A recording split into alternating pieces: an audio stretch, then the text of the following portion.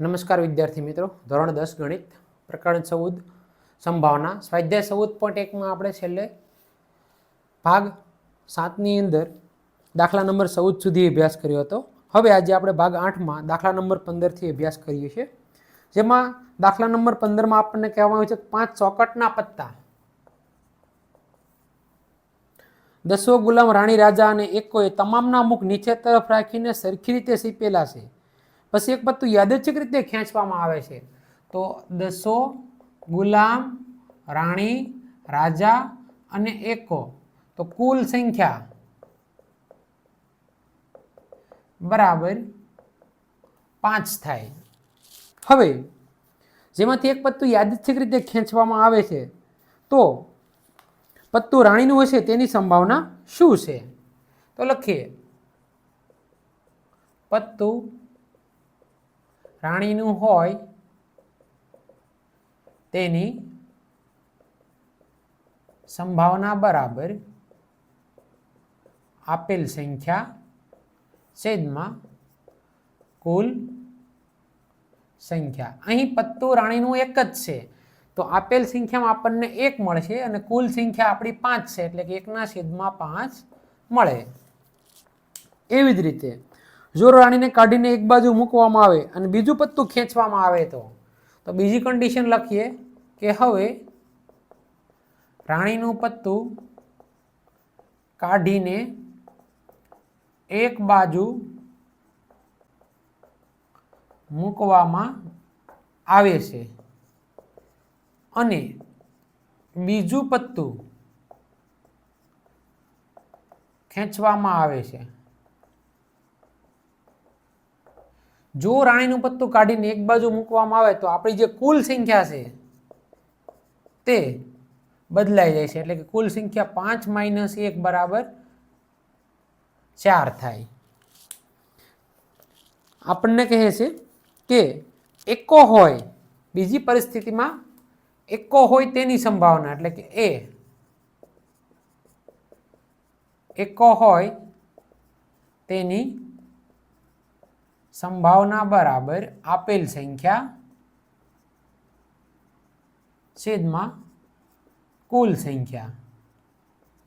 તો અહીં આપણે જોઈ શકીએ છીએ કે એકો હોય તેવું એક જ પન્નું છે, તો આપેલ સંખ્યામાં આપણને 1 મળશે અને કુલ સંખ્યા આપણી જે છે એ 5 માંથી બદલાઈને 4 થાય, એટલે કે 1/4 મળે.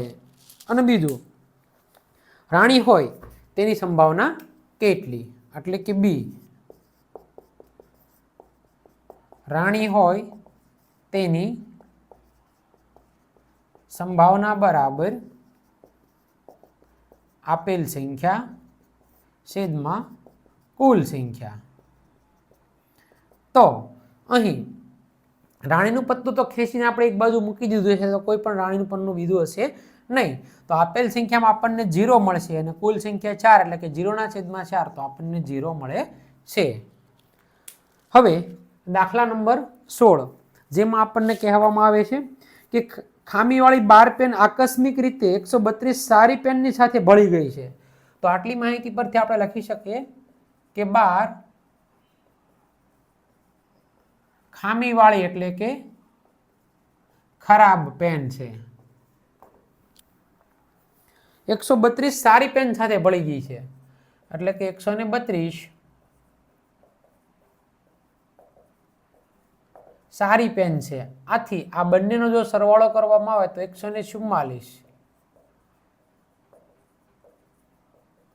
કુલ પેન થાય. તો અહીં કુલ સંખ્યા આપણને મળી જાય છે 144.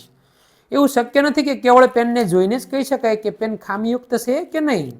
હવે આ જ પેન છે તેને આપણે જોઈને નક્કી ન કરી શકીએ કે તે ખામીવાળી છે કે ખામી વગરની છે. એવું બની શકે કે આ પેનની અંદરનો પોઈન્ટ જે છે તે ખરાબ હોય, પેનની અંદર જે કાંકરો છે તેમાં શાહી ના હોય, તો પણ પેન ચાલી શકતી નથી. એટલે જોઈને આપણે એવું નક્કી કરી શકતા નથી કે પેન જે છે તે સારી છે કે ખરાબ છે. તો આ જથ્થામાંથી એક પેન યાદચ્છિક રીતે કાઢવામાં આવે છે, તો કાઢવામાં આવેલ પેન ખામી રહિત હોય તેની સંભાવના કેટલી? કાઢવામાં આવેલ પેન ખામી રહિત મતલબ કે સારી હોય તેની સંભાવના બરાબર આપેલ સંખ્યા છેદમાં કુલ સંખ્યા. તો અહીં સારી પેન, ખામી રહિત પેન 132 છે, તો આપેલ સંખ્યામાં આપણને મળશે 132 અને કુલ સંખ્યા આપણને મળશે 144. 132 ના આપણે અવયવો પાડવા હોય તો 11 ગુણ્યા જો આપણે 12 કરીએ તો 132 થાય અને 144 એટલે કે 12 ગુણ્યા 12. ફાઇનલી 12 કેન્સલ તો 11/12 મળે. તો દરેક વિદ્યાર્થી મિત્રો ફટાફટ આનો સ્ક્રીનશોટ લઈ લો.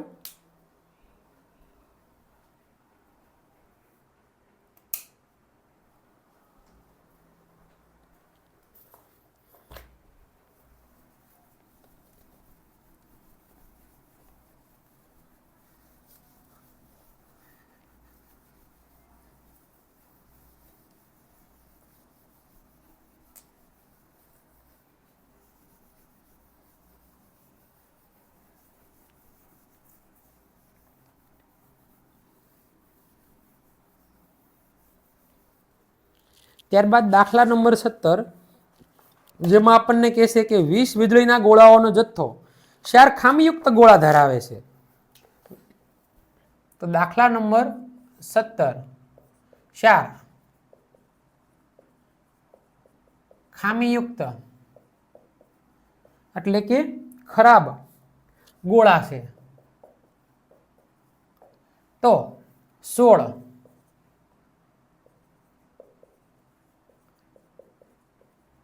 ખામી વગરના એટલે કે સારા ગોળા છે. કેમ કે કુલ સંખ્યા આપણને 20 એ આપી દીધેલી છે, એટલે કે 20 ગોળા છે એ આપણી કુલ સંખ્યા થઈ જશે. શું થઈ જશે? કુલ સંખ્યા. હવે આગળ આપણને કહે છે કે આ જથ્થામાંથી એક ગોળો યાદચ્છિક રીતે કાઢવામાં આવે છે. આ ગોળો ખામીયુક્ત હોય તેની સંભાવના કેટલી? તો સૌ પ્રથમ લખીએ ખામીયુક્ત એટલે કે ખરાબ ગોળાની સંભાવના બરાબર આપેલ સંખ્યા છેદમાં કુલ સંખ્યા. અહીં ખામીયુક્ત ગોળાની સંખ્યા 4 છે, તો આપેલ સંખ્યામાં 4 આવશે અને કુલ સંખ્યા 20 થશે. એટલે કે 4/20 તો 1/5 મળે. 4×5 એટલે 1/5. હવે બીજામાં આપણને કહે છે કે ધારો કે એકમાં કાઢવામાં આવેલ ગોળો ખામીયુક્ત નથી. ખામીયુક્ત ન હોય એટલે કે સારો હોય અને તેને પાછો પણ મૂકવામાં નથી આવ્યો. હવે બાકીના ગોળામાંથી એક ગોળો યાદચ્છિક રીતે કાઢવામાં આવે તો આ ગોળો ખામીયુક્ત ન હોય તેની સંભાવના કેટલી? બરાબર. હવે એક ગોળો કાઢવામાં આવે છે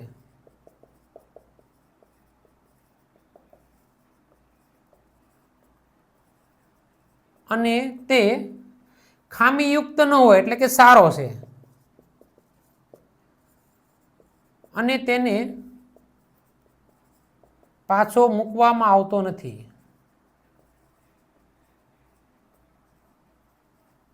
તો અહીં સારા ગોળાની જે સંખ્યા છે એ 16 - 1 એટલે કે 15 થાય. હવે કુલ સંખ્યા જે છે એ પણ આપણી બદલાય છે. કુલ સંખ્યા જો આપણી 20 હતી પણ એક ગોળો તમે કાઢી લો છો ને પાછો મૂકતા નથી એટલે કે 20 - 1 એટલે 19 મળે. હવે ગોળો ખામીયુક્ત ન હોય તેની સંભાવના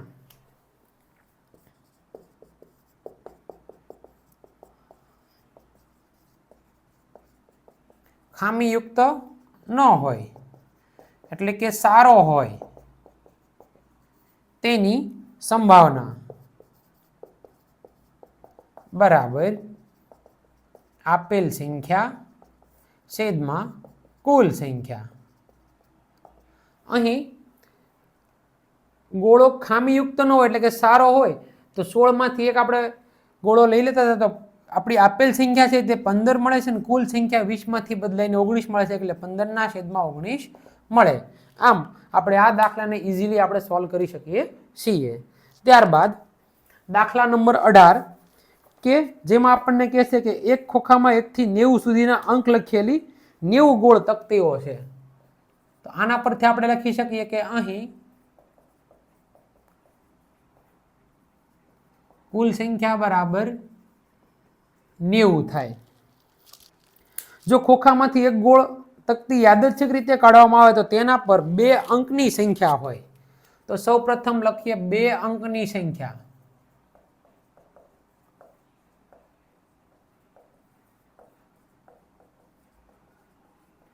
બરાબર આપેલ સંખ્યા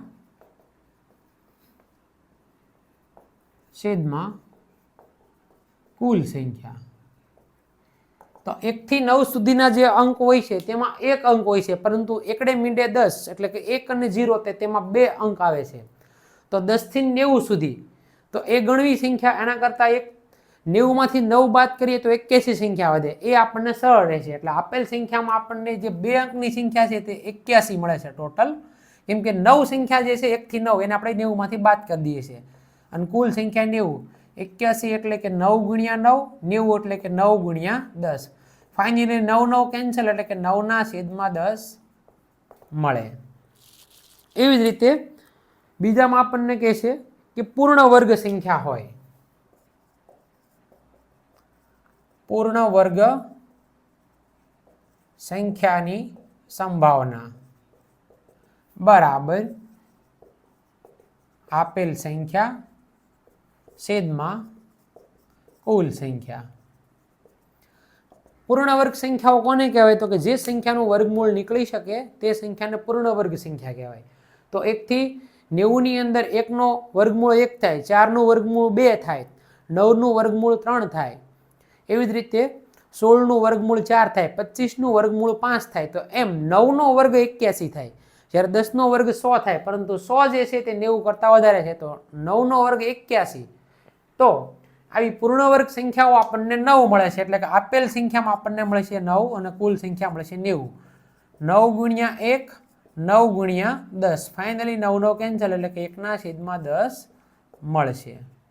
એવી જ રીતે 5 વડે વિભાજ્ય સંખ્યા હોય તેની સંભાવના શોધો. 5 વડે વિભાજ્ય સંખ્યાની સંભાવના બરાબર આપેલ સંખ્યા છેદમાં કુલ સંખ્યા.